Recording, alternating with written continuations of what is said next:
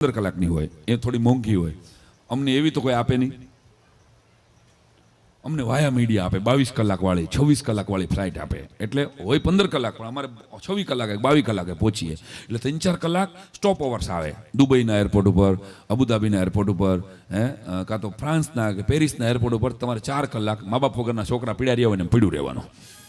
કોઈ સેલ્ફી પાડવાનું આવે, કોણ અહીંયા ઓળખે? દુબઈના એરપોર્ટ ઉપર, ગલ્ફના એરપોર્ટ, અબુધાબીના એરપોર્ટ ઉપર બેઠા હતા 4 કલાક, અને નકરો અવાજ સાંભળાય, એક જ હરખી એનાઉન્સમેન્ટ થાય, અલ હદરીશિમ અલ હદરુમ ખાતર હાલા શિદર બબાલ કદરીશિમ કોતા બહાલ કતશમ ખાલ કદરી માર કતી શિમ બહાલ ઇદુમ કલ કતશલ કતર બહાલ ઇલહમ તો કતી શિમ હાત ખાઉ રાતશિમ ખાલ કદરીશિમ અલ ખતર બહાલ ઇલહમ તો કતી શિમ ખા ખતરશિમ ખા ઇલહિમ ઓ ઇલ ખતરુ શબા ખતમ મુરશરફે મતલુ. આવું થાય. વિમલ મને કે આપણું નામ નહીં લેતો હોય ને. મેં કીધું ના ના, આપણના નામનું કેવી રીતે અરબીક થાય? એમાં ઘટના સાંભળજો. આ અબુધાબીના એરપોર્ટ ઉપર અમારે 3 કલાક અમે કાઢી. ત્યાં અમે 18A નંબરના ગેટ અમે 6 જણા બેઠા હતા. એમાં જોરથી અવાજ સાંભળ્યો, ખારીસિંગ રેવડી. અહીંયા કોણ? અબુધાબીમાં ખારીસિંગ રેવડી કોણ વેચે એરપોર્ટ પાસે? તો હું તો જોયો તો આપણો અસલ દેશી ગુજરાતી લઈ ગયો. મેં તો જઈને સીધો કાટલો પકડ્યો. ગઈ ગુજરાતી છો? મેં કીધું. અને ખારીસિંગ રબડી વેચસ? મેં કીધું.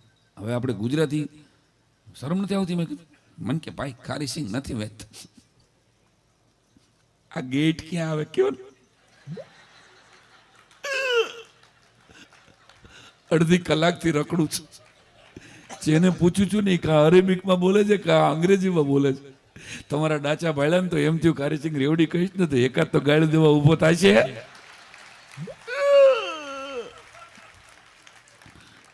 પછી તો હું ભેટી ગયો. મેં કીધું પૂરા આવી જતો. અમે અહીં સુધી ખારીસિંગ રેવડી કહીને જ પહોંચ્યા છે.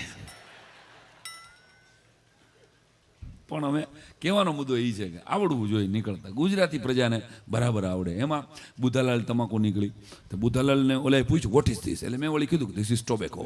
હવે તમાકુ ખાતા હોય ને ખબર હોય, ટોબેકોમાં ઓલી જે ટોટી આવે ને એ સાવ અનાથ હોય, ખબર છે? મા બાપ વગરની હોય ને, ચૂનાની ટોટી. એની ડ્રગ્સ જેવી લાગી ગઈ અમેરિકામાં. What is this? હા, એમાં કંઈ કંપનીના નામ નહોતા. મેં હવે મને સાલું ચૂનાનું ઇંગ્લિશનું યાદ આવે. આપણે તો ગુજરાતી મીડિયમ. મેં કીધું this is husband of tobacco, put together. પણ અમેરિકા 15 કલાકનો રસ્તો અને ફ્લાઇટ જોરદાર મોટી હતી. તો એમાં અવિનાશ હતો, રાહુલ હતો, મૂકો હતો. મૂકાને મેં આમ બારીની સીટ પાસે બેસાડ્યો. એટલે બારીની સીટ પાસે બેઠો. તમને ખબર છે 1-8 કલાક પહેલાં લઈ લે એ લોકો પ્લેનમાં, પછી શરૂ